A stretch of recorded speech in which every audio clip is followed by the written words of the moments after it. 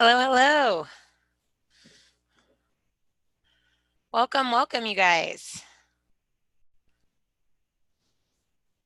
Happy Sunday night here on the East Coast of the US. I hope you guys are doing well. Feel free to jump into the chat window and say hi. Let me know where you're coming to me from. I'd love to hear. I'd love to hear.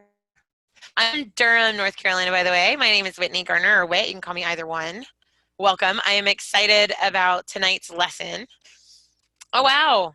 We got folks all over. We got San Diego, I got India, Puerto Rico. Damaris, where in Puerto Rico are you? Iowa, Baltimore. Got some more East Coasters. Nice, nice. Well, welcome. Oh, nice. I guess. Yeah, yeah, yeah. One of my favorite places in the world is Rincon. So I go a few times a year. So very cool.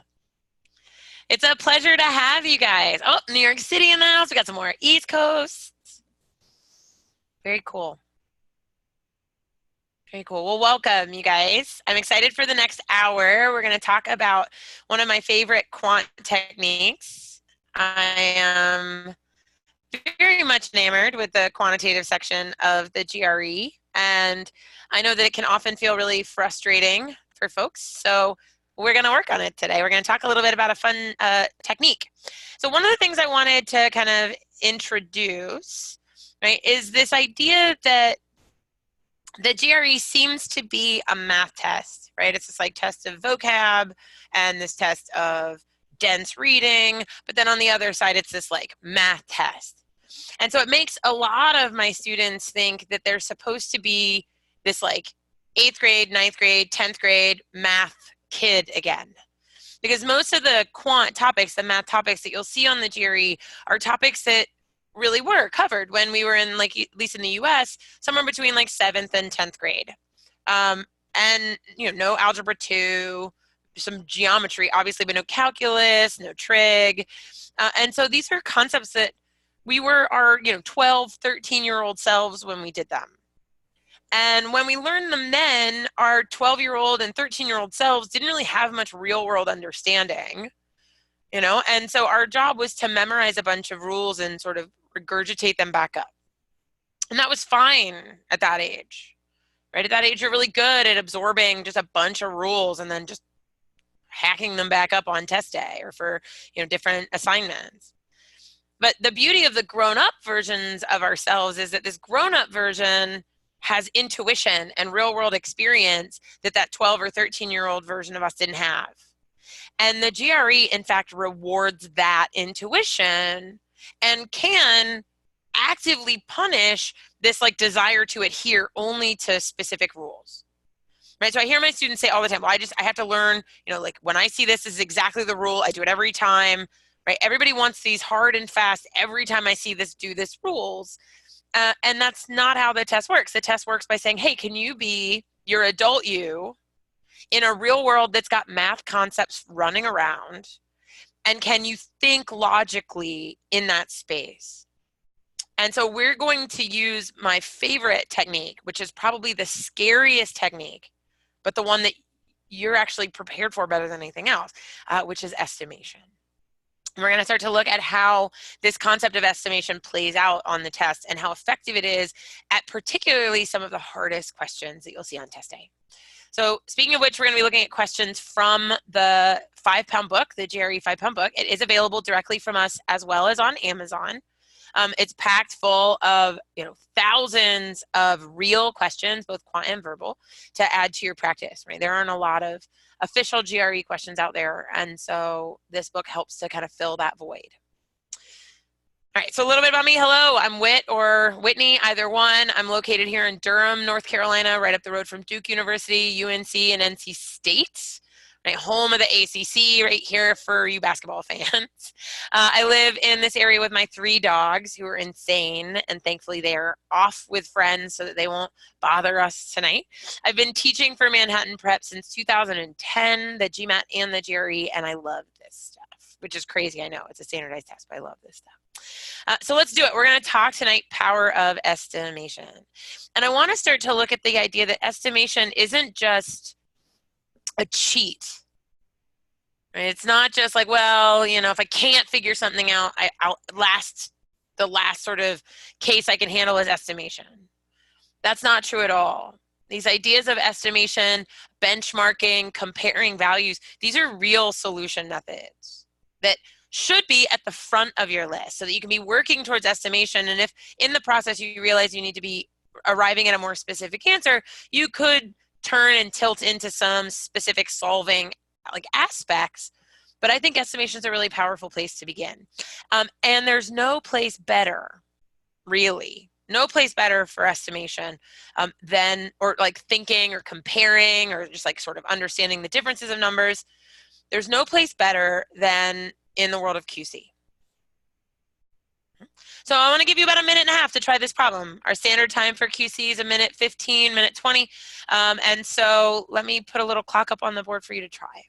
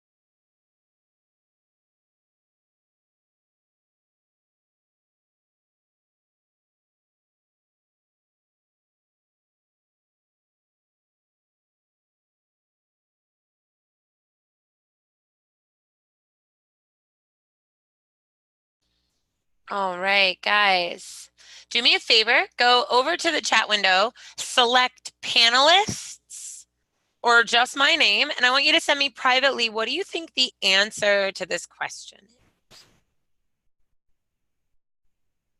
What do you think the answer to this question is? And try to send it to, yeah, beautiful, all panelists. So we're working in QC to try and decide which of these two quantities is larger.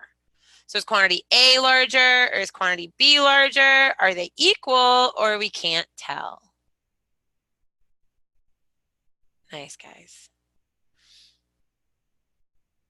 So a lot of times in QC, there will be ways to solve a problem. There will be ways to actually come up with like a firm algebraic or firm computational solution. But a lot of times, those computational solutions are just unwieldy. Right? They're a pain. They're problematic to use. They're maybe not always clear what the path is. But then there are times where there really isn't even an algebraic solution, that there are several possible ways in which you could look at a problem. And this is one of those cases, and it looks great what I'm seeing. Do me a favor, type in the chat window, what do you think? How was it that you were able to look at one quantity compared to the other and decide? How could you decide? Which of these is bigger? This complicated idea of the average price of the books, or this really simple value, 10 bucks, $9.99.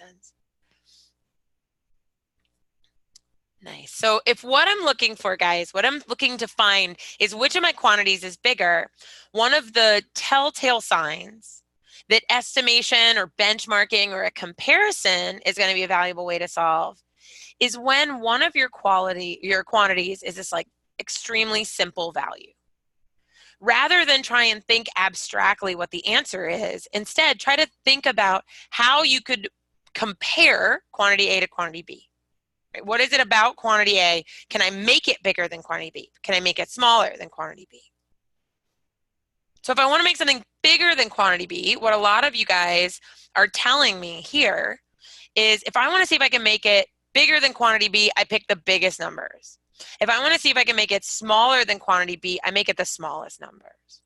Now, I'm not going to sit here and test the biggest numbers. Why? Why am I not going to sit here and run through this, how do I compute an average price of the books at the high end?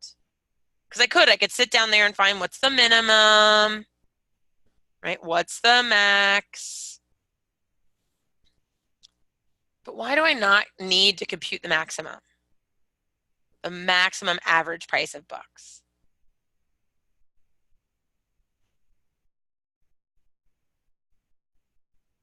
Very nice, guys. Very nice.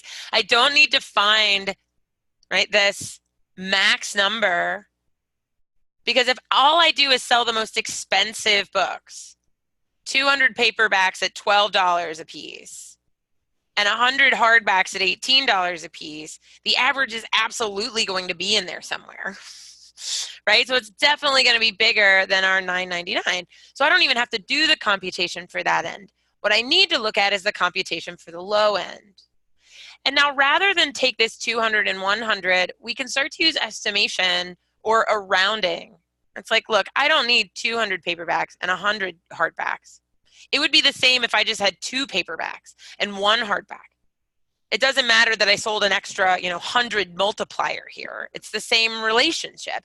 So estimation would let me say, all right, if I sold 2 of the cheap ones and I sold 1 of the expensive ones, which would be 14, I'd have to take 16 and 14 and I'd have to divide it by 3. Right? 16 plus 14 is 30 over 3. My average price is $10. Even of the cheapest possible average price books, I'm still greater than B. So we start to look for shortcuts. And I don't mean shortcuts like you're going to skip steps or do a bunch of math in your head. But what we're looking for are ways of just evaluating, examining numbers that don't involve all the heavy-duty computation that would necessarily come with what we would think of when we're trying to do hardcore math. Okay, so let's take another one on. This one is a very kind of simplified version of a question. But let's look at what estimation can do for us in the world of DQ, discrete quant, where it's multiple choice. We're just meant to choose an answer. Since this one's so short, just privately, so send it just to all panelists, that's all. Send it privately to me. What do you think the answer to this question is?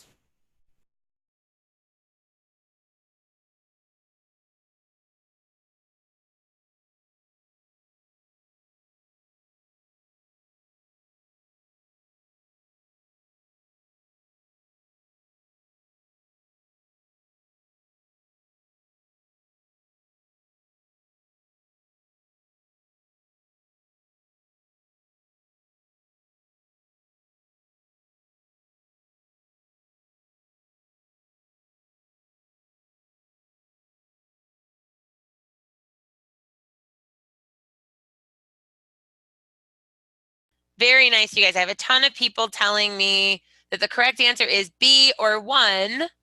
And how? How do we get there?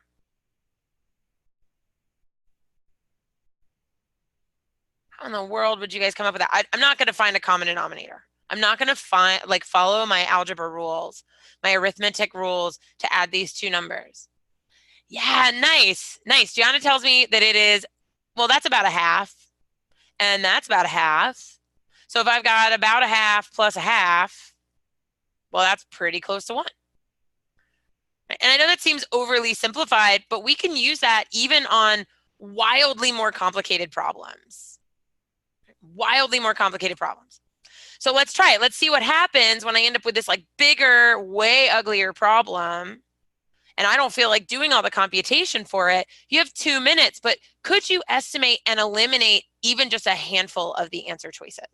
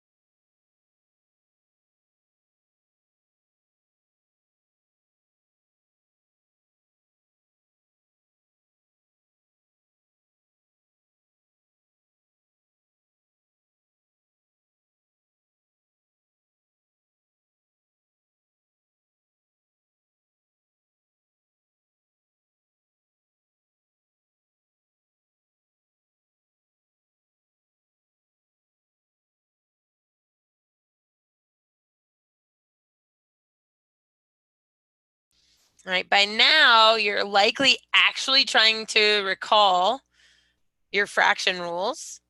So I'm going to stop you. Let's think about estimating. I don't want to have to run through these problems necessarily and try and simplify.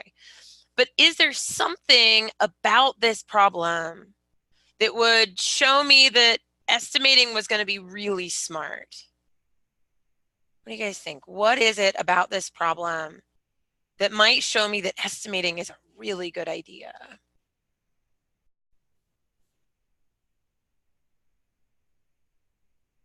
What might be a really good, oh, that's okay. What's a nice tip that estimation could be really useful for us? And then type it to me in the chat window. You can send it to everybody or just panelists. Rachel's pointing out the minus the third on the first fraction, maybe, because I don't want to do that. There's something else. There's another part of this problem that is a huge hint, a giant hint. No, and that unfortunately doesn't work. We can't just cancel. I'll show you an example. If I were going to take the number 7 minus 5 over 6 minus 5, right? That would equal 7 over 6 according to the cancel rule that you just used, which would be a number bigger than 1. If I just did the actual subtraction, right? 7 minus 5 is 2, 6 minus 5 is 1. These two numbers aren't equal. So we can't just cancel. I like the idea, but nope, we can't just cancel. There's something about this problem that says you should really estimate. You should benchmark. You should see if you can think about it creatively. How many of you guys looked at the answer choices? The GRE is an open book test, you guys. There's two positives, and look how far apart they are. One is smaller than 1, and one is way bigger than 1, which in the world of fractions is really far apart. And there are 3 negatives that are also really spaced out. So if I could just look at these and try to decide, is this whole thing going to be positive or negative? Is this first fraction going to be positive or negative? And why? So Gianna says positive, perfect. Who else can jump in and say why? How do I know that that first fraction is going to be positive?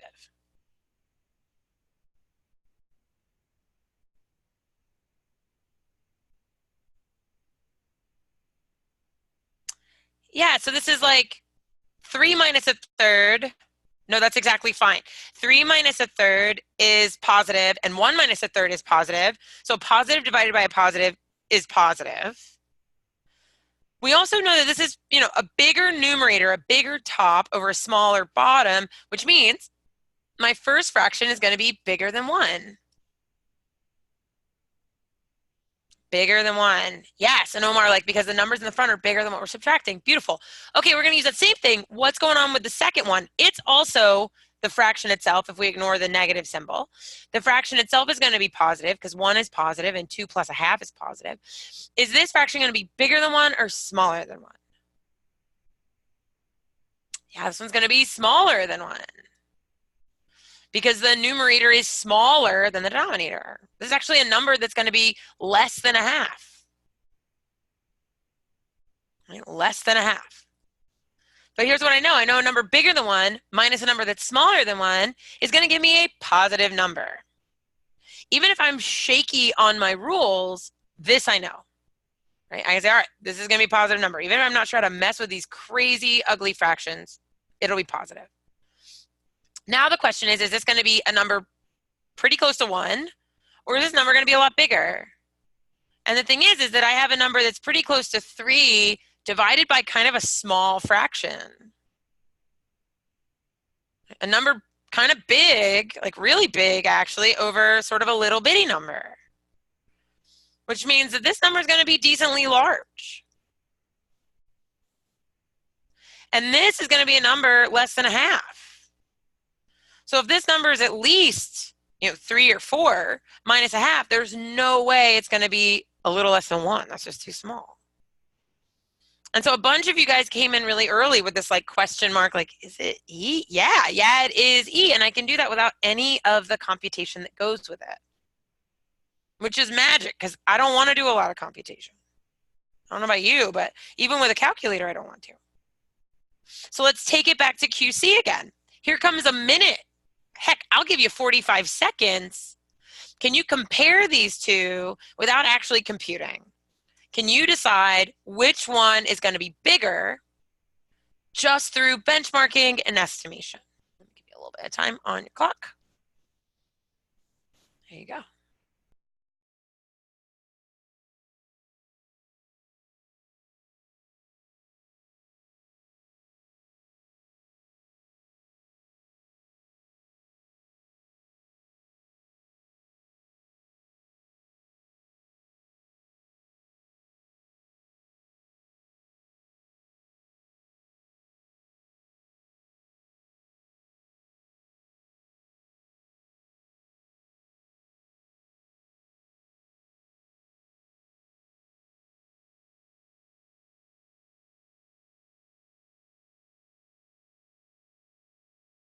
All right, guys, we're not going to use a bunch of computation.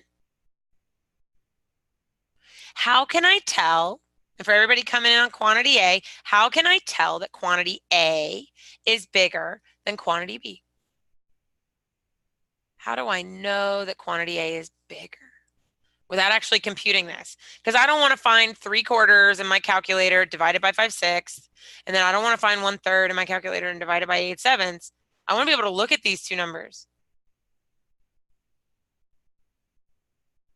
Yeah, so I love this. Omar and Faith and Aaron are all kind of giving me the same idea. In quantity A, I have more stuff on top than I do on quantity B. But even more than that, I have fewer things on the bottom of quantity A than I do on quantity B.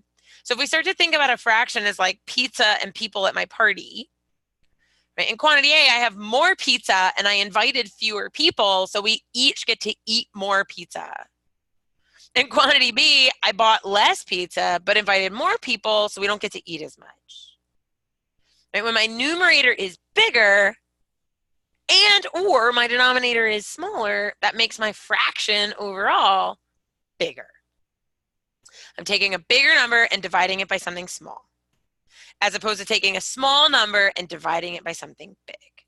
And so without having to do a ton of computation, because by the way, guys, your calculator, that's great. It's there. I know it. Problem with the calculator is that you can hit a button and make some mistakes. And you might not catch it because you've sort of turned off the intuition brain in favor of just crunching numbers. All right, so we're going to try again, right? I want you to be able to bounce around from these, looking from one type to another.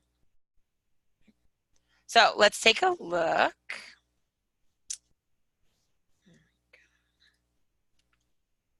At this problem. Again, this is something you would get, no, not today. Good question though. You can't bring your own calculator, no, but they do have a calculator on screen for you.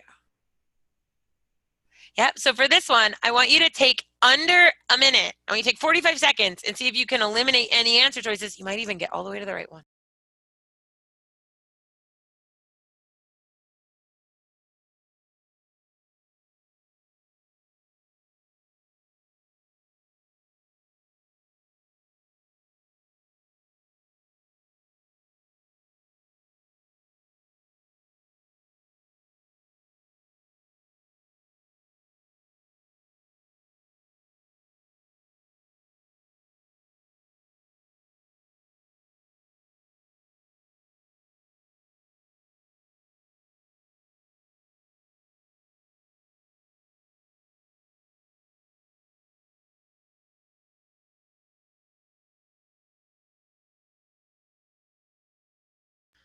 All right, I want you to type in the chat window to everybody. Yeah, you type it in your calculator to everybody. What can you eliminate immediately? What do you know for a fact you can eliminate right away? For sure, for sure. We can get rid of A and B right away.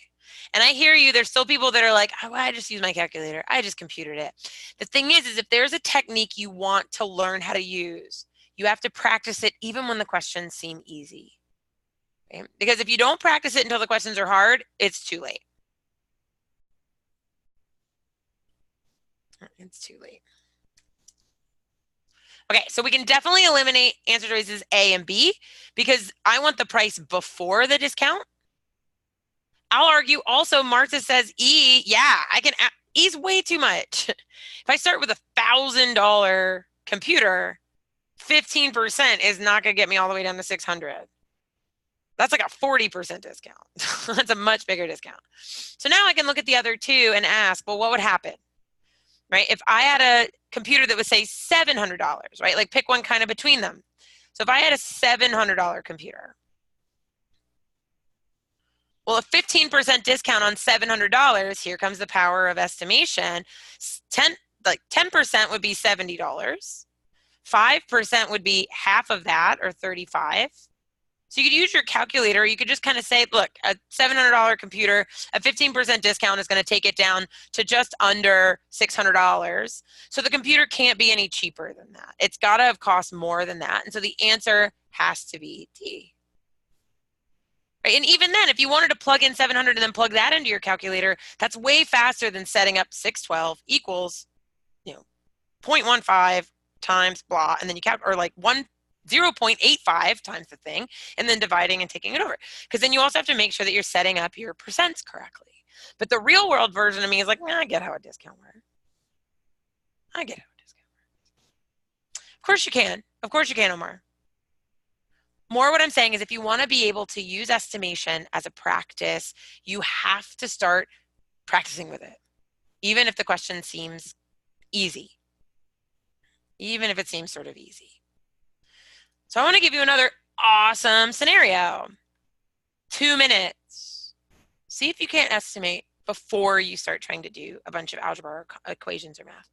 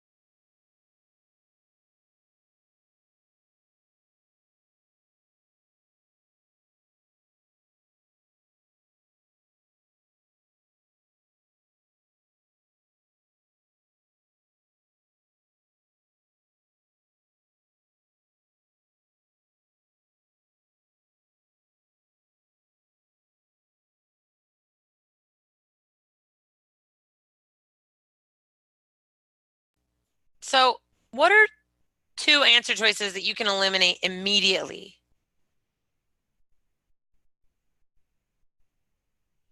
And yeah, everybody's saying D and E. Why can I eliminate D and E so quickly?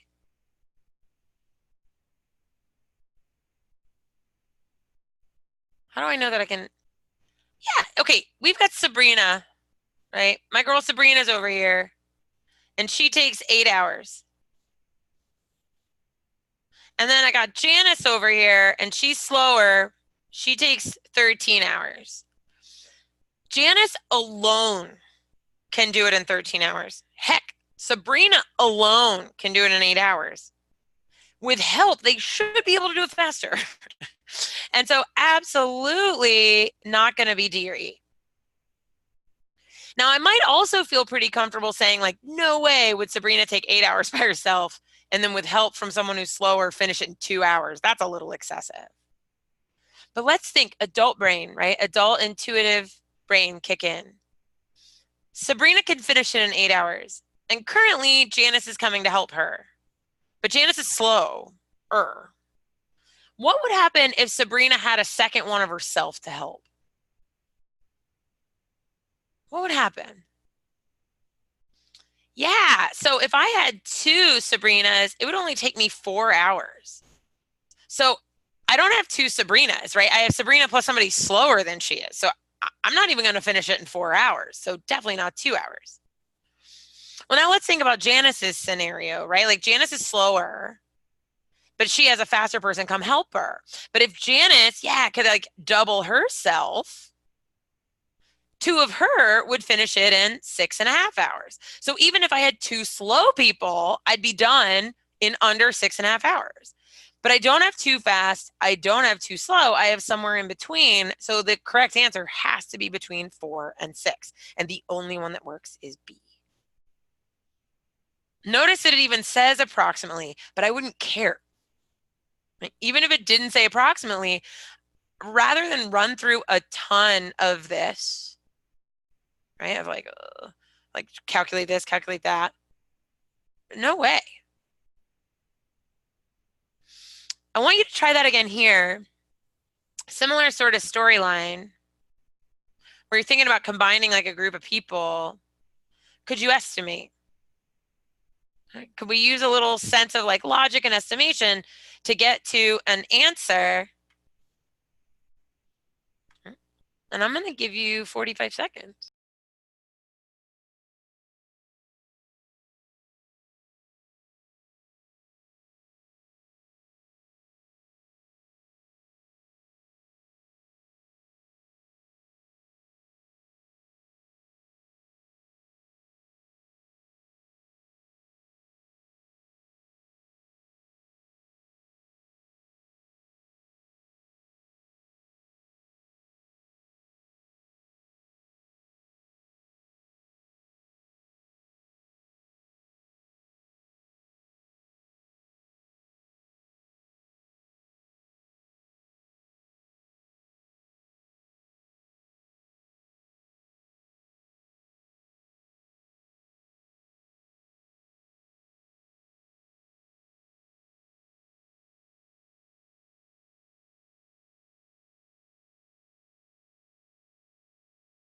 Guys, so good. So good.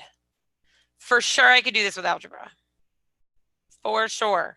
I could use like the formula for averages and great. Except here's what I know. I know girls in this class weigh an average of 70 pounds, and boys in this class weigh an average of 80 pounds. And I want to know what their average weight is. Well, it's got to be between 70 and 80. Well, all of my answer choices are between 70 and 80. So I can't use that. But what I could do is say, hey, wait a minute. If there were an even number of them, it would be right in the middle. It'd be 75. But there are more boys. And so I know the answer has to be closer to 80 than it is to 70. So there go 3 answer choices. So at minimum, I know that. But then the question is it 76 or 79? And I had a lot of people guess D correctly. So what steered you away from E?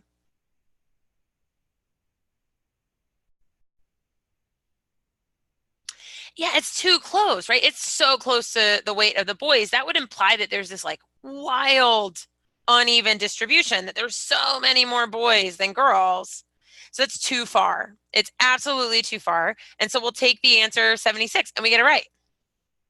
Right? There are going to be times that we are working on problems and doing the math is just too much. It's just too much. Instead, we could kind of do our little breakdown. The same thing applies as we wrap it back into QC, comparing against a simple value. Give you 1 minute.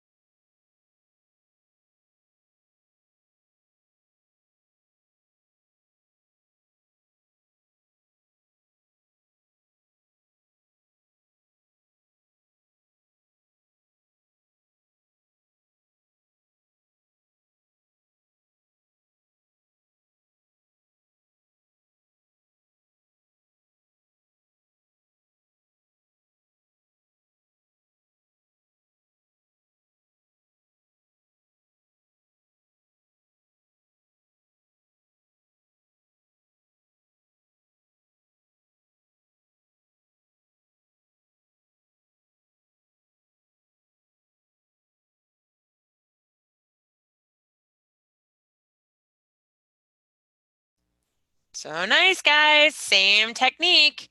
I'm playing against 50,000, so I don't have to do the full computation. I just need to understand it enough to compare.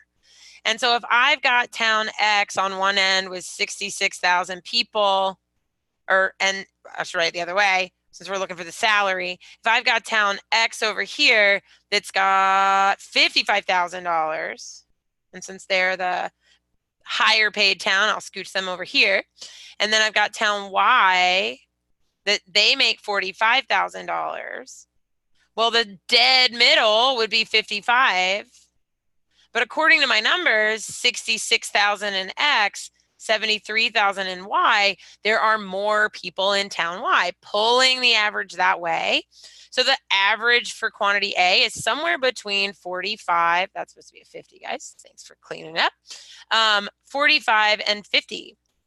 But it won't actually be 50, it'll be somewhere between it.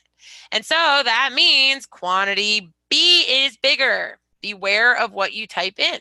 There are more people in Y. So that's going to bring the average salary to a number below 50. Write it on your paper so that then you can visually compare it with quantity B and see that B is going to be your bigger quantity. A will be smaller than B.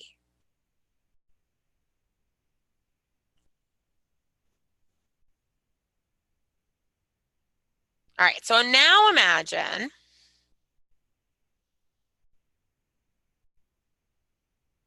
you're going to do a problem that looks like this one.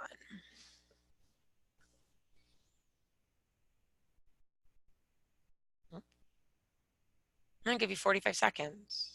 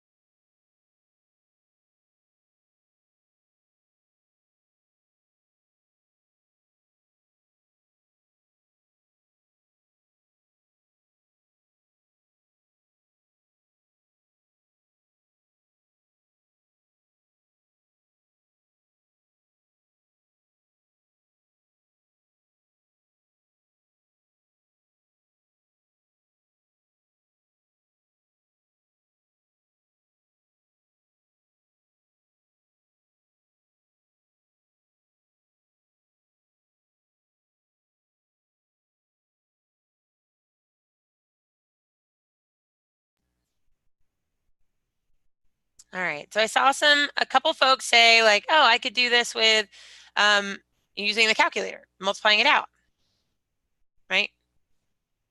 Take Q1, that's 18%, so take like 0.18 and multiply by 1.2 million. But let's put our grown-up people brains in. 18% is pretty close to 20%. And now I want you to take your eyeballs to one of the key factors in estimation, my answer choices are in different universes.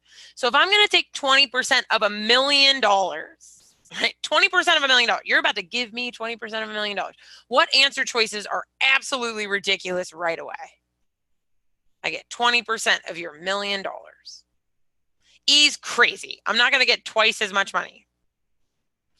I'm also going to get more than $200, right? If you're giving me 20% of $1 million, I'm getting more than $200. I'm getting more than $2,000. Let's be real, kids. I'm getting more than $21,000. If I'm getting 20%, that's a fifth. 5 of us are splitting $1 million. I'm getting 200,000 bucks. Right? Like, adult Whitney gets that. 12-year-old Whitney probably did not understand that. But adult Whitney knows that if 5 of us are sitting around the table walking out with $1 million to share, I'm getting about $200,000. Right? And so I don't need a calculator. Right? I don't need a calculator to run through that. So there are a lot of places where estimation can help us. A lot of places where estimation could help us. It does require, though, that we sketch things out, or that we think about our understanding of numbers, or we just think real world, right? Think about the concepts of a real world. So I want you to try and sketch this out, right? I want you to try this even if you're like, I don't really know geometry rules all that well. I haven't studied those yet. That's fine. I want you to look at this. I think you can finish it in under a minute.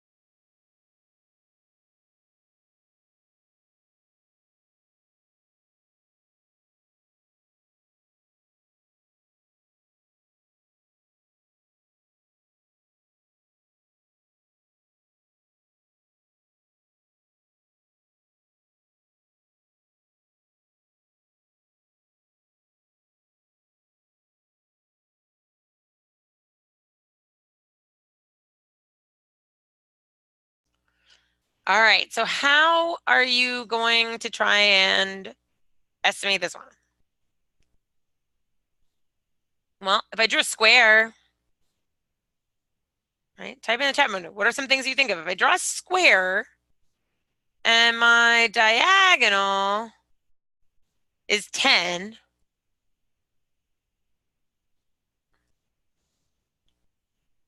yeah, if my diagonal is 10, the side length has to be less than 10. Right? Like, so whatever the heck this is, it's less than 10. So if I multiply, I know that the area of a square, it's one of the ones we can use, is like 5 times, or, side by side. Then 10 times 10 would be 100. And so there's no way that the area is going to be bigger than 100. Now I could try and like lean the line and look for sort of a difference. Right? At this point, maybe I just guess because I don't remember the rule. I could guess down between the two. But what would you guys try? They may have any other good justifications for their guess as to how they got to their answer. It's okay if not.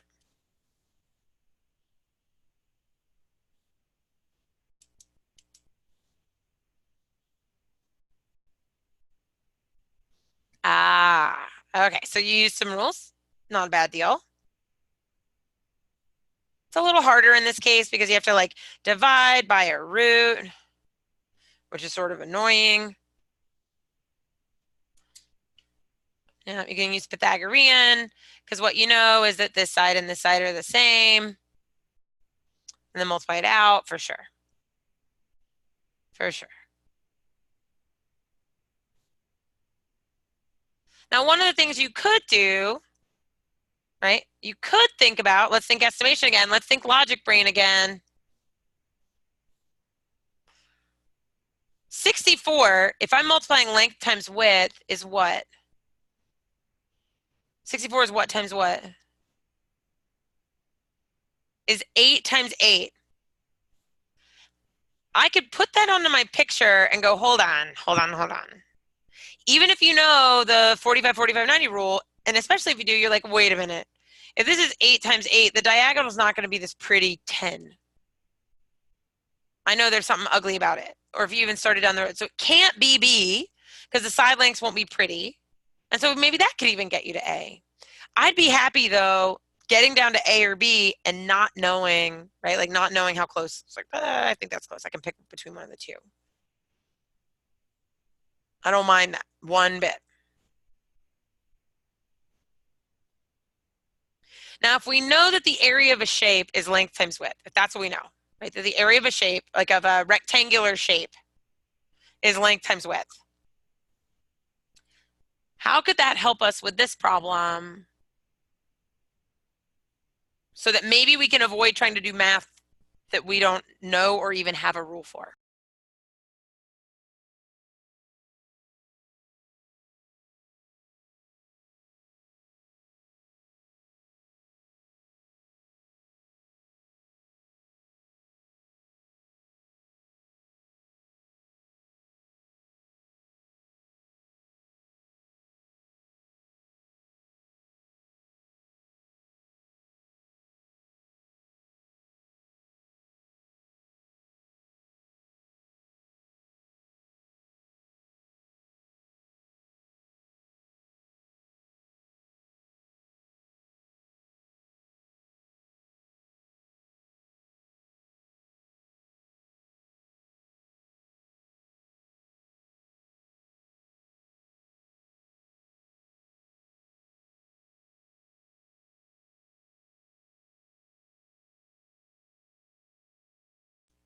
All right, I'm getting some great comments. Some great comments. One of the things I've got is that, wait a minute. If this were 4 feet across, let's call it, but it was actually 6 tall, right, then what I end up in is a situation where I've got a taller rectangle. It's taller because in this version, the fact that they're telling me that this degree is like bigger than 90 is that they're telling me that my house is falling down. So this guy, if it were actually 4 by 6, it's a little closer. This were 4 by 6 and sat upright.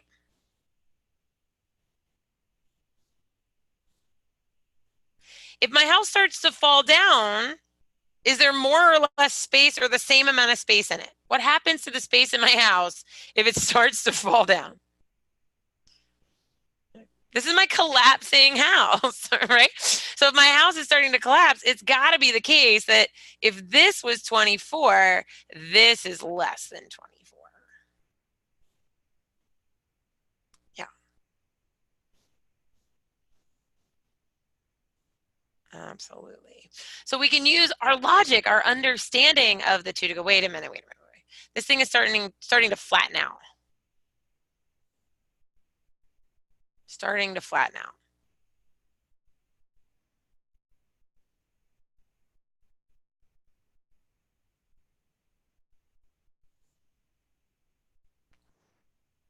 All right, so let's try one more. I want to give you guys a good one. A nice, difficult one.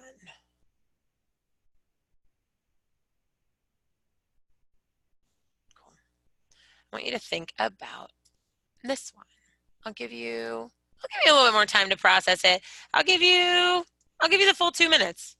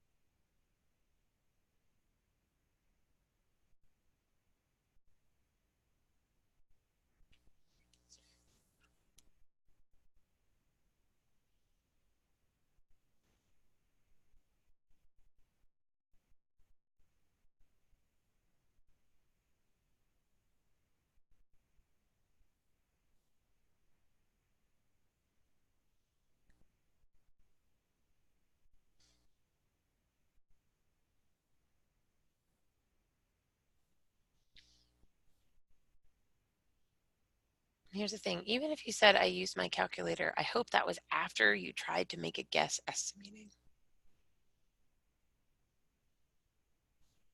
Cool.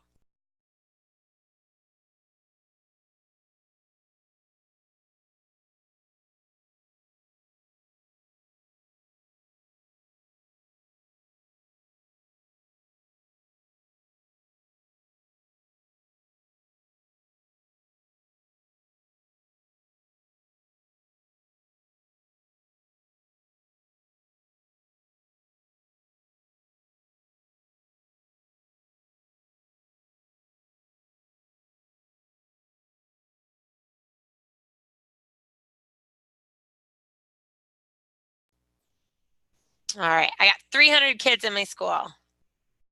Over half of them have taken a language, and then 40% of those people took more than one. If I started with 300, yes, more than half of them have taken any language, but then it's like under half of them have taken more than one.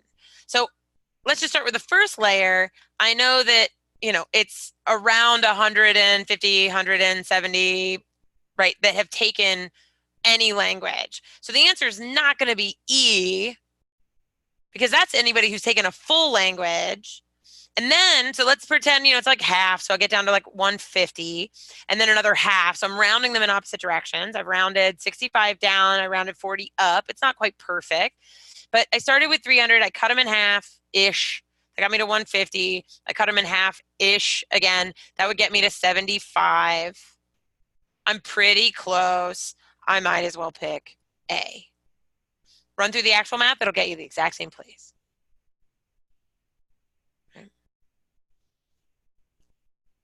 Exact same place. For sure. If I start with 300 students and I say that, 65% of those would land here. These are language. So let's say it's more than 150, right? So let's call it like 170-ish. But then under half, fewer than half of those, so 40% of that, I guess I can put it so it lines up in the same place, 40% of that group did more than one.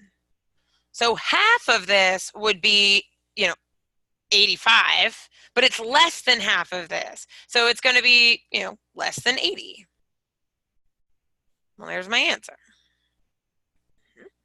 And so we can, using the logic of what these numbers tell us, we can avoid some of the mistakes that might come from actually trying to solve when we don't quite know the rule exactly. So let me give you one more. I want you to leave on kind of a power move. So let's try, yeah, these are still my favorites. So maybe a nice kind of wrap up of all the pieces. Give this one a go. Let's see if you can finish it this time in under 40 seconds.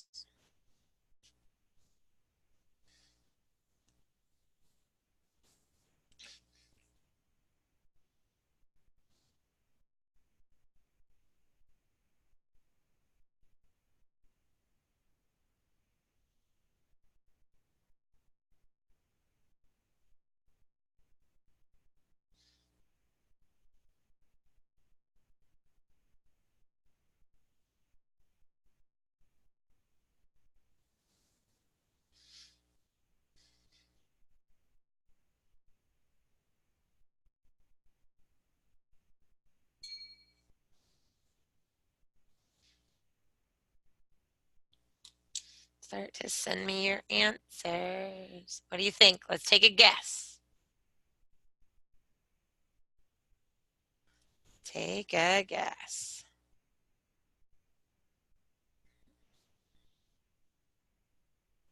I got people making 40,000. I got people making 100,000. If I had the same number of doctors and nurses, what would the middle be? It'd be 70,000. But, so my nurses are down here, my doctors are up here. Who do I have more of?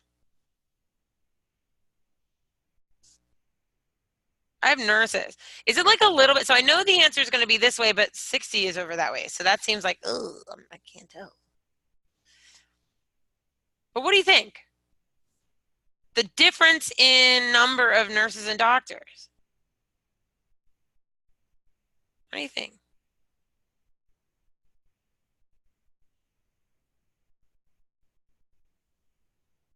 How can I be a little bit more specific by knowing that I have 3 times as many nurses as doctors? Okay, I could do the math, 3/4 nurses, 1/4 doctors. Or I can say, come on, I've got 3 times as many nurses. That means that each 40 is counting 3 times as many as each 100.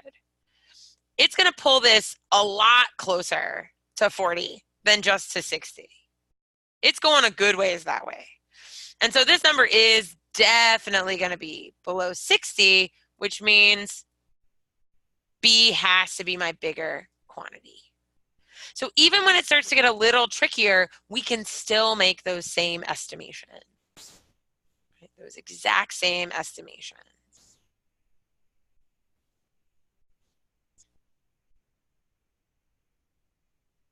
Cool. All right, I lied. I'll give you one more. Here you go. Good luck. See if you can finish it in a minute.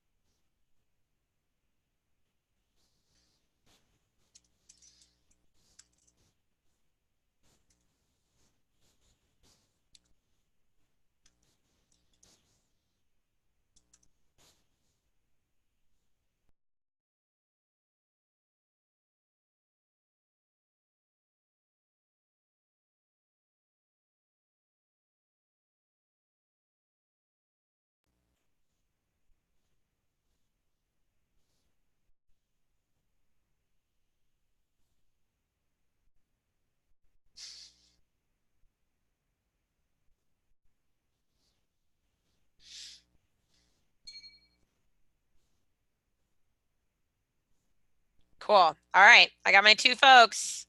I got my Wendy, who can do it in 15 hours.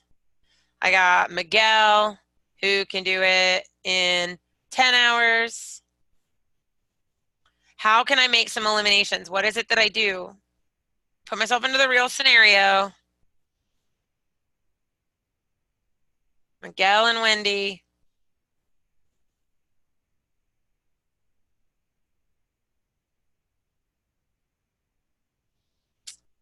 Yeah, and how? So I've got some noise, or I've got some notes in the window about I can eliminate A and D and E. How? But how?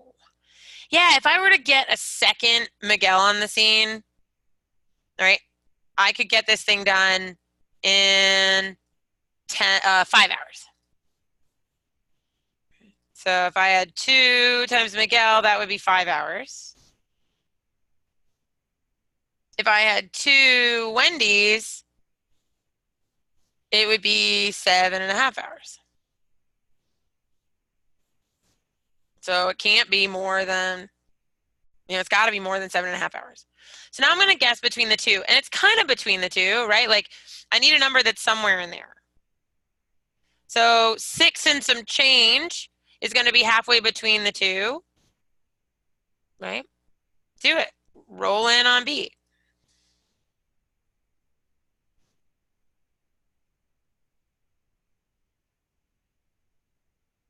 Make your guess and keep cruising. Make your guess and keep cruising. Yeah. Nice, you guys. Nice. Well, I appreciate you coming out tonight. It has been a pleasure to have you, or, this morning for those of you to the east, or late afternoon to those of you to the west. Thank you so much. I want to wish you the best of luck with all your GRE prep. And I want to remind you that that adult brain in there is way, way smarter than you give it credit for. So maybe you stop trying to jam that intuitive brain into this like childish version of ourselves that we just aren't that anymore. It's not that we're not smart enough to do algebra anymore. It's just that algebra is not good enough for us to use, not solely. Yeah. So thanks so much, you guys. My name is Whitney or Whit.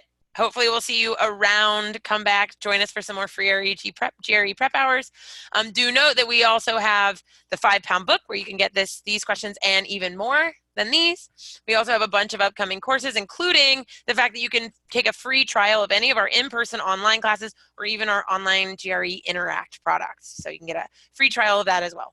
So hopefully we will see you around the classrooms, and good luck on your test. Bye, guys.